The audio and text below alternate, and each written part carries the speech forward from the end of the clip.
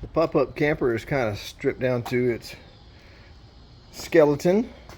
You can see the propane line is still going through there. I'm going to take that out because I just don't have a use for it. And if you don't have a use for it, just get rid of it. I've scraped most of the rust off of it and got a good coat of paint on a lot of the spots. Now on the tires and wheels, you know, I already packed the wheel bearings. I took these out and inspected the bearings and packed them. And right now the reason the cotter key's like that, because I need to take the castle nut off, because whoever the previous person was must have thrown away the castle nut washers.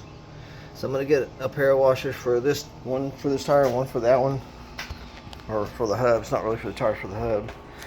And you can see a little bit of progress here. This spot here where the bumper was, you can see a little bit, where the bumper was welded on, there was like a 1/2 inch thick of, looked like dirt dauber buildup from all the welding, terrible welding they did. So I cut it out and I put in a new piece and got it as best as possible. There's a little bit of warpage due to all the heat, but I can live with that. And I started just grinding off the work that they did here. Let's see if I can cover that up. See, that's the kind of work they did, except for it was, you know, sticking this far out. It's a 1/2 inch of that mess like that. So I kind of got tired of grinding on that. And I figured I'll get to it whenever I decide if I'm gonna put a bumper on or not. Either way, I'm gonna have to grind it off later. As you can see, there's the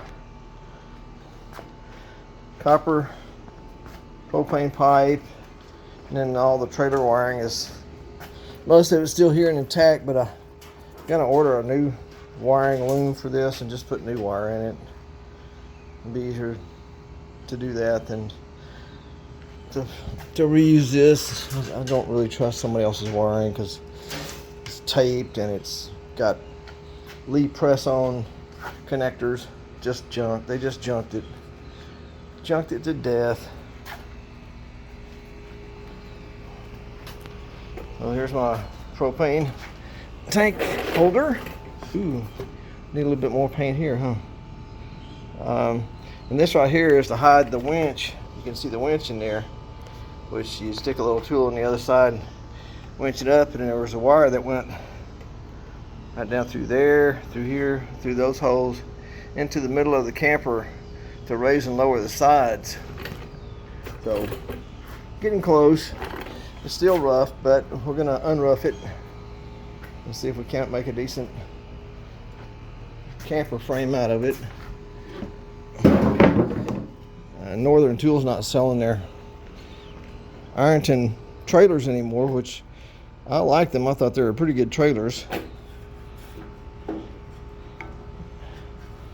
but now they sell one called a Ultra Tow, and it's all right, but it's 2 pieces, whereas the Ironton would have the long runner pieces going all the way front to back. On the Ultra Tow, pretty much right here in the center, you bolt it together and then put a scab bar over that, and that's where your axle goes under here. First time I thought, well, okay, you know, it should be all right, and they work. I don't like it, but they work. So this time around, I thought I'd go and just go find one of these. This is a Flagstaff by Cobra pop-up camper, and the floor is 6 feet 8 inches wide and then 12 feet long. So it's a pretty good sized camper. If you want to build a camper out of one of these, and you don't want it that big, just cut the sides off where you want to cut them off, cut some of the back off, and you have a really stout trailer.